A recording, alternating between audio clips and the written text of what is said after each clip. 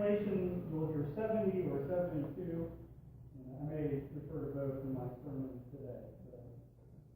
In the 14 and a half years that my wife and I have been married, because we will celebrate our 50th anniversary this December, we have moved 11 times. Now, we've been very lucky in the last couple of places. We lived 6 years in Virginia Beach, and we lived here so far 2, and at least 3 as this year comes up. The thing is, I love to move, and I hate to move. Now, how many of you have moved more than once in your life? Most. Now, I love to move because it means I get to sort through all the junk that accumulates. Oh, yeah. I found all of Papa John's expired coupons last time I moved.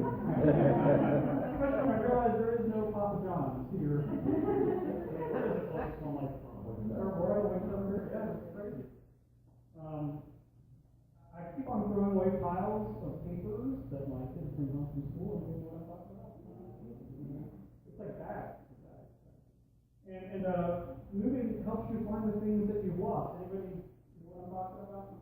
I have found my wedding ring 3 times.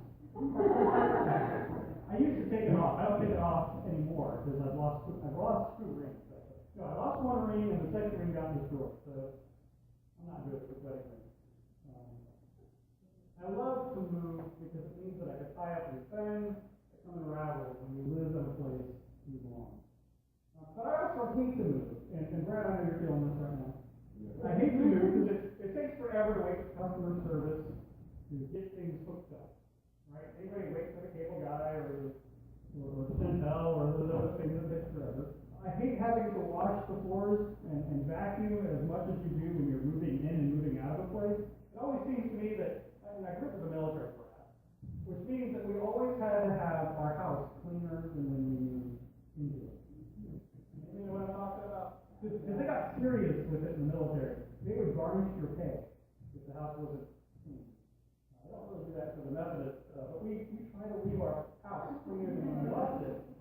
And which always means that we end up cleaning the house we're moving out of, and we clean the house that we're moving into, even though the house is great when we move into it. I hate walking up and down stairs and unpacking boxes, and if you're like me, you probably still have 2 or 3 boxes sitting in the garage you've not opened up since the last time you moved. Like that. My wife was helping her parents move one time and opened up a box, and there was a bag of trash. The movers had packed it up and put it in a box. Some of you know what I'm talking about. Others have been blessed with a longevity of location. Of that longevity of location. Now, in 2002, Kathleen and I moved to England, and as we prepared to go, we'd only been married for 6 months. And it was so crazy to realize how much stuff we had already accumulated in 6 months of marriage. Look at that. We had to rent a storage unit, a 30-foot storage unit, for all the stuff we had as a married couple in 6 months. And when we moved here 2 years ago, it was even worse. 4 years ago, my wife and I purchased all the inventory out of a Post-Ferry store that was closing down in Strasburg, Virginia. We had this idea that we were going to help my wife's church open up a bookstore. Now, it was one of those cases where we kind of left before we looked. You know, we forgot to ask the church for permission to do that. So we ended up having we spent about $3,000. We got everything off 95% off. It was great. We spent about $3,000 on about 5,000 books and all the furnishings of a store. And if you've ever worked in retail, you know how much all those racks and things and that stuff. So we've been very fortunate that we have given a lot of it away to live this. There's no way I'm moving 3,000 pounds worth of stuff. We thought we had a dream and we had a plan for it, but again, by the time we moved 2 years later, those plans did not come to fruition. And instead of just junking it all, because we spent so much money on it, we decided to move it with us. Now, I'm still amazed, though, and appalled by how much stuff that we have accumulated in the 15 years. I often think, and maybe this is where it comes from, but I often think that we Americans believe that we will be judged by others by the amount of stuff we have. Remember that old 1980s t-shirt? that said the person who dies with the most foolish names. It seems like some people took that as a challenge. And in many ways, we follow that belief. And have you ever gotten back from a Walmart or Dollar General or Food Line and you end up with stuff in your bag that you had not planned on buying? And if you have kids, you end up with things in the cart. So like, I'm not in there. And we were taught to buy, and we're taught to have, and we're taught to want these things. So it's amazing, I think, to hear the Gospel of Mark, or the Gospel of Luke today. In a way, he's talking about evangelism. In a way, he's talking about mission work. He's talking about who our church calls to be evangelists, to be missionaries, deacons, and professional church workers. But he's also calling all of us to live as disciples of Jesus. And we've heard how hard it is to be a disciple. Jesus tells all the time, he says, hey, it's going to be tough. You're going to be persecuted and reviled. And it's a hard thing to follow God.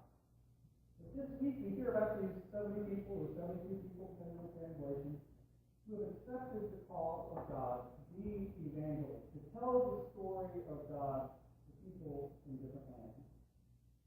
The number, 70 or 72, represents the number of nations that were in existence in the Roman Empire, the known world at that time. I thought that was kind of a neat thing.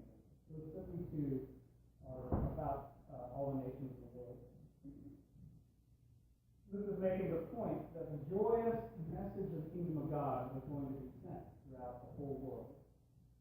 Now, what I really love about this passage, and what I wish I could do in my own life, is that instruction that he gives to the disciples, where he says, go out, 2 by 2, go with nothing. No extra sandals, no extra clothes, no purse, no wallet, which means no money. And they would do 3 things. Eat what is provided, eat what is given you, heal the sick, and announce the kingdom of God. Man, how easy would life be if that was all you had to do? Don't worry about paying the bills. Go out in the world, go as a missionary, and go and just tell people the story of God. And if the city did not accept them, they were to shake the dust off their feet and warn that city about the sin of their inhospitality. And these 70 or 72 were to live in trust, to live in faith, to believe that others would hear them, to recognize the movement of God in them, and give freely out of their own resources. Now, I don't know about you, but it would be tough for me to leave Strasburg without a wallet, without going, if I was going on vacation, if I was going somewhere else, I want to pack a bag, right? And if you've ever been to a foreign country, you always want to pack a couple of waters in your suitcase, just in case, right? Especially if you go to Mexico. It's not too bad. But you want to have some bottled water so you don't get sick. But Jesus tells these 72 to go in faith, to go in trust, understand that they will be taken care of. And the model of mission that Jesus teaches is a model of mission that we should be doing in our local church too. Too often we place our things, our belief in the structure of the church, or the things the church has, or we throw money at a problem instead of going out there ourselves and solving it. And perhaps even there are times when we do go other places, and instead of listening to the needs of a community, we go in with our own ideas of how to change things. It's a hazard that many missionaries face. It's a hazard that many pastors face when they go to a new church. They say, well, I know how to do all these problems in the church. And unless you sit down and listen to the people who are there, you'll never know how to respond. Jesus tells the 72 to eat what is put before them. And what he means is that these 72 are to build community. Around a common table, we can get to know people, we can have conversations with others, we can learn new recipes. Anybody last week, did you sit down with somebody you didn't know at the park? You got to meet some people who go to the other 2 worship services, and you're like, oh, I didn't went to church here. And we get to know them, and we get to understand them, and we get to have conversations with them. Breaking bread breaks the ice. Sharing food binds us. That's why potlucks are so important for the life of the church. Eating what is provided means being willing to try new things, to get close and personal with people who are strangers, be willing to trust those who don't know. And Jesus knew that this would be a stepping stone. He knew that you needed you could talk to them. And then Jesus also told the 72 that they needed to heal the sick. Now, in our modern times, I think what we can translate that to by saying we need to meet the physical needs wherever we are going. People are more likely to hear the message of the kingdom of God. They're more likely to hear the message about Jesus when they're not worried about the things that are going on in their life, right? How many of you want a preacher to come and talk to you about Jesus Christ when you're dealing with a death crisis or the death of a loved one? You know, you probably want to deal with the death of a loved one first, right? Or you want to deal with your death first before maybe hearing that message about Jesus in the daily life. Missionaries in our United Methodist Church and other churches have engaged in school and missionary work for centuries. To care for the needs of others allows others to be receptive to the message of the love of God. Now, did you all know that the Peace Corps, you may have heard of that, was founded in part based on the Methodist Church's missionary work? Back in the 1940s and 30s, the Methodist Church had programs called I-3 and J-3, where they would send missionaries for 3 years to Japan or India for 3 years. And those people from America would go into those places and they would help with infrastructure, they would help teach, they would do other things like teach English and teach people how to use modern farm implements. And the Peace Corps, when John F. Kennedy got started in the early 60s, they took that program as a model and said we're going to do that with the outreach that we did there. I thought that was so neat to learn that. Taking care of physical needs is not the only thing that we do. Sometimes we get caught in that as a church, that we're just going to solve all the problems of the world and never share the message of Jesus. And see, the final message that Jesus gives us to say that we need to share and announce the kingdom that is coming. The task that Jesus set to 72 or 70, 36 pairs of disciples is this. They're simply to announce the kingdom of God and prepare the way for the Lord. Now, in verse 16 through 20 of Luke chapter 10, the disciples come back and they healed the sick.